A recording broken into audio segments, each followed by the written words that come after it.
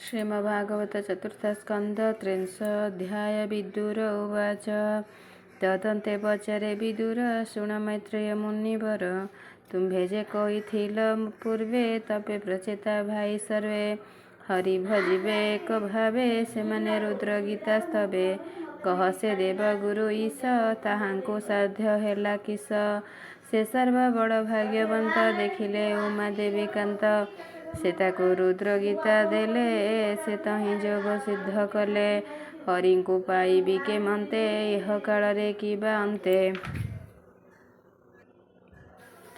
एक कथा कह मुनिवर ताहा श्रवण इच्छा मोर मैत्रेय उवाच शुण विदुर सुचेतन तदन्ते जे बण विधान से गीत वाक्य होई तोष तप साधिले भाई दास बाटरे भेटिले ईशान से तांको देले दिव्य ज्ञान से दीक्षा पाई दास भाई समुद्रे प्रवेशिले जाई बुड़ीन समुद्र मध्यरे तपस्या कले निराधारे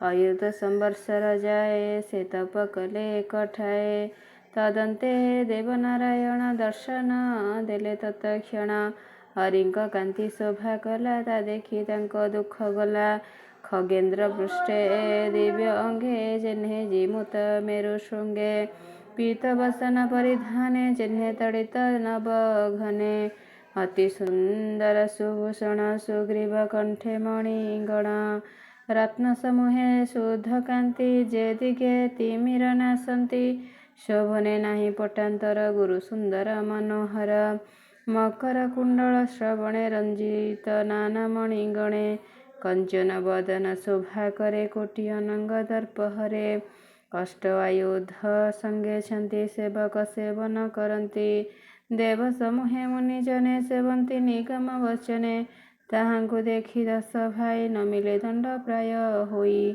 संतोषितांकु दामोदर कहती वचन मधुर श्री भगवान उवाच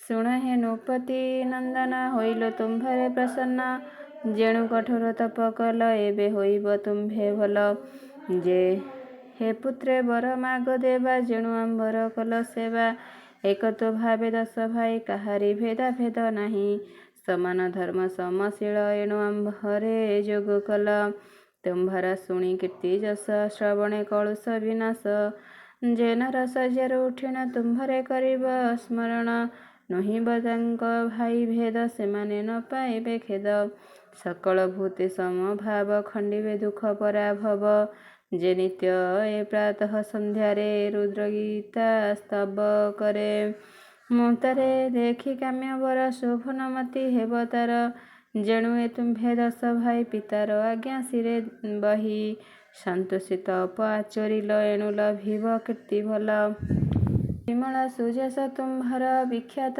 रहिब महिर तदन्ते किछि काल अन्ते तुम्भ पत्नी गर्भगते होइब एक चेतनयन से हेब ब्रह्म पुण्यमय ए पुत्र आत्मा वीर्य बळे पूरिब ए लोक सकळे वंशर संख्यात न जीव सृष्टि सर्जन तेबे हेब से कने विवाह हेब तुम्बे कहिबा तार जन्म एबे शुण हे नृपति नंदने से खंडु ऋषि तपोवने तांक आश्रमे अनुसारी अइला एकई सुंदरी प्रम्लोचा नाम जे ताहार अप्सरा गणे श्रेष्ठ सार ताहाकु देखी मुनिवर अनंगे होइले अस्थिर छाड़ी तपस्या आदि ध्यान तारूपे पासरिले ज्ञान ता अनुसंगे मुनिवर गृहस्थ धर्मे सुविचार हेमंते किछि कालांतरे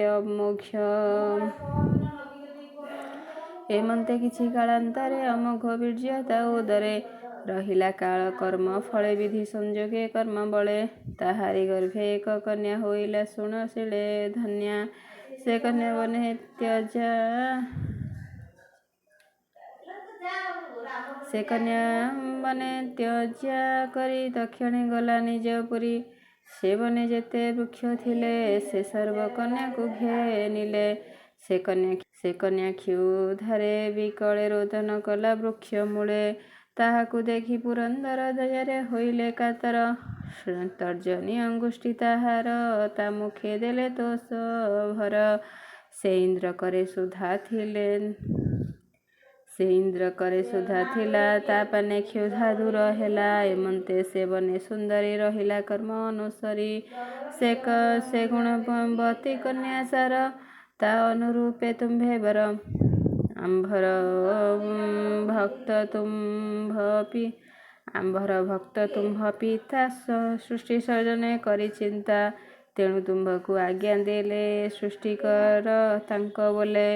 ଏଣୁ ଏ ତୁମ୍ଭେ 10 ଭାଇ ସେ କନ୍ୟା ବିଭା କର ଯାଇ।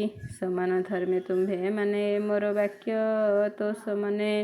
ସେ କନ୍ୟା ତୁଲେ ସୃଷ୍ଟିକର ଏ ଯୋଗ୍ୟ ଅଟଇ ତୁମ୍ଭର। ଦେବତା ଆୟୁଷ ପ୍ରମାଣେ ଜୀବନ୍ତେ ରହ ସୁକଲ୍ୟାଣେ।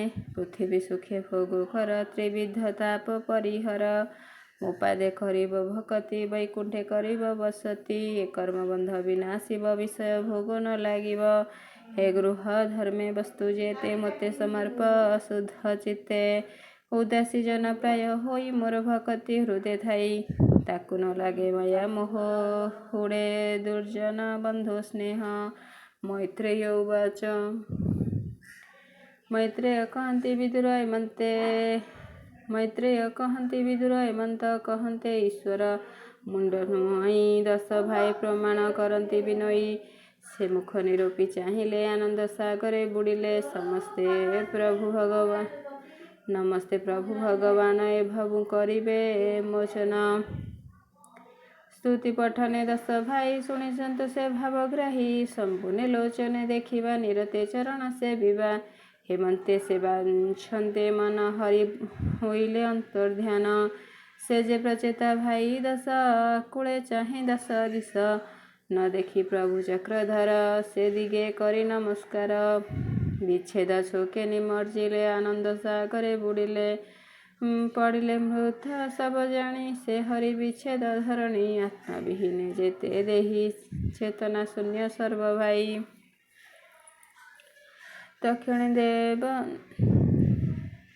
ତକ୍ଷଣେ ଦେହ ଭାବ ପାଇ ଜଳୁ ଉଠିଲେ 10 ଭାଇ। ଉଠି ଚାହିଁଲେ 10 ଦିଗ ଦ୍ରୁମ ଆଚ୍ଛାଦେ ଭୂମି ଭାଗ।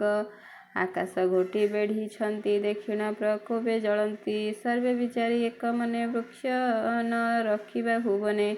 ଅଗ୍ନି ପବନ ଶୀଘ୍ର ଦୁଇ ମୁଖ ଉଦ୍ଗାର କଲେ ସେହି।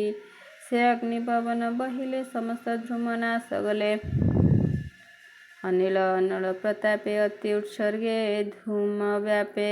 ତା ଦେଖି ବେଗେ ପିତାମହ ଜାଣିଲେ ଗଲା ଭୂମି ରୁହ। ସେ ନିଜ ଲୋକକୁ ହଇଲେ ସେ ଦ୍ରୁମ ବିନାଶ ଦେଖିଲେ। କ୍ରୋଧ ସାନ୍ତ୍ୱନା କରି ତାଙ୍କ ପ୍ରବୋଧି କହିଲେ ଅନେକ। ହେ ପ୍ରଚେତ ସଗଣେ ଶୁଣ ବୃକ୍ଷେ ହୋଇଲେ ଅତି କ୍ଷୀଣ। ତୁମ୍ଭେ ଯେ ଅଟ ସର୍ବଜ୍ଞାନୀ କିମ୍ପା କରୁଛ ସୃଷ୍ଟି ହାନି। ଏବେ ଯେତେକ ଦ୍ରୁମ ଶେଷ ରହନ୍ତୁ ଯାଇ ବନ ଦେଶ। ବୃକ୍ଷ ସାନ୍ତ୍ୱନା କରି ତାଙ୍କ ପ୍ରବୋଧି କହିଲେ ଅନେକ। ବୃକ୍ଷକୁ ଡାକି ପଦ୍ମଜନୀ କହିଲେ କନ୍ୟା ଆସ ଘେନି।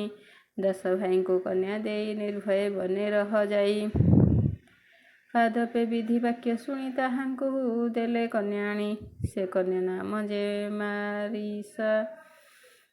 ନାମ ଯେ ମାରିସା ପଦ୍ମଲୋଚନୀ ପିକ ଭାଷା। ସେ ସର୍ବଲକ୍ଷଣେ ସୁନ୍ଦର ତା ତୁଲେ ନାହିଁ ପଟାନ୍ତର। ବିଧି କହିଲେ ପ୍ରଚେତସ ଏ କନ୍ୟା ବର ତୁମ୍ଭେ 10। ଏମନ୍ତ ଧାତାର ବଚନେ ସନ୍ତୋଷ ଭଜିଲେ ସେମାନେ। ତକ୍ଷଣେ କନ୍ୟାକୁ ବରିଲେ ସେ ଧାତା ନିଜ ପୁରେ ଗଲେ। ତଦନ୍ତେ ସେ ଯେ 10 ଭାଇ ନୃପ ଆସନେ ସୁଖେ ରହି। ସେ ବିଷ୍ଣୁ ବାକ୍ୟ ପ୍ରଚେତସ ସୁଖେ ପାଳିଲେ ପ୍ରଜା ଦେଶ। ଅନେକ ଦାନ ଯଜ୍ଞ କଲେ ହରିଙ୍କୁ ସ୍ୱଧର୍ମେ ତୋଷିଲେ। ହେମନ୍ତେ ଶୁଣ ହେ ବିଦୁର ସେ କନ୍ୟା ଉଦରେ ତାଙ୍କର। ଜନ୍ମିଲେ ଦକ୍ଷ ପ୍ରଜାପତି ଯେ ପୂର୍ବେ ବ୍ରହ୍ମାର ସନ୍ତତି। ଗିରିଶ ନିନ୍ଦା ପୂର୍ବେ ଯେଣୁ ଗର୍ଭଯାତନା କଷ୍ଟ ତେଣୁ। ସେ ପାପ ବି ଯେ କୁଟେ ଥିଲା କେବେ ହେ ମୋଚନ ନ ହେଲା। ଚାକ୍ଷୁଷ ମାନୁନ୍ତର ହୁଅନ୍ତେ ପୂର୍ବେ ଶ୍ରୁକୁଟ ଲୁପ୍ତ ଜାନ୍ତେ। ସେ ବୃକ୍ଷ ଗର୍ଭୁ ଜନ୍ମ ହେଲେ ଏବେ ସେ ପ୍ରଜା ସୃଷ୍ଟି କଲେ। ଜନ୍ମିଲା ମାତ୍ରକେ କୁମାର ତେଜତା ହେଲା ଅଗୋଚର। ତେଜସ୍ୱୀ ମାନେ ଯେତେ ଥିଲେ ତାତେ ଯେ ସର୍ବେ ଲୀନ ହେଲେ। ସେ ସର୍ବକର୍ମେ ଦକ୍ଷ ଯହୁଁ ତା ନାମ ଦକ୍ଷ ଦେଲେ ତହୁଁ। ବିବିଧ ପ୍ରଜାପତି ସୃଷ୍ଟି ଯେ କଲେ ମହାମତି। ତାହାକୁ ପ୍ରଜା ରକ୍ଷା ପାଇଁ ନିଯୁକ୍ତି କଲେ ବେଦ ସାଇଁ। ଏମନ୍ତେ ଦକ୍ଷର ବ୍ୟବସ୍ଥା ଶୁଣ ବିଦୁର ଶୁଦ୍ଧ ଚେତା। ଯେଣୁ ସେ ପ୍ରଜା ସୃଷ୍ଟି କରେ ଏଣୁ ରାଜତ୍ୱ ଉପଖିଲେ। ଯେଣୁ ସେ ପ୍ରଜା ସୃଷ୍ଟି କଲେ ଏଣୁ ରାଜତ୍ୱ ଉପେଖିଲେ। ତେଣୁ ସେ ଧ୍ରୁବ ବଂଶେ ରାଜା ନୋହିଲେ ହେ ବ୍ୟାସ ତନୁଜା। ପ୍ରିୟବ୍ରତର ରାଜ୍ୟ ଦେଲେ ସେ ଦକ୍ଷ ବାକ୍ୟେ ସୃଷ୍ଟି କଲେ। ସେ ପ୍ରିୟବ୍ରତର ଚରିତ ପଞ୍ଚମ ସ୍କନ୍ଧେ ସେ ଉଦିତ। ବିସ୍ତାରି କହିବାକ ତୋତେ ପ୍ରଚେତା ଜ୍ଞାନ ଉପଗତେ। କହିବି ଜଗନ୍ନାଥ ଚତୁର୍ଥ ସ୍କନ୍ଧେ ଭାଗବତ। ଇତି ଶ୍ରୀମଦ୍ଭାଗବତେ ମହାପୁରାଣେ ପରମହଂସ ସଂହିତାୟାଂ 82 ଚତୁର୍ଥ ସ୍କନ୍ଧେ ଶୋକ ପରୀକ୍ଷିତ ସମ୍ବାଦେ ପ୍ରଚେତେ ଦଶ ଚରିତେ ନାମ 30 ଅଧ୍ୟାୟଃ।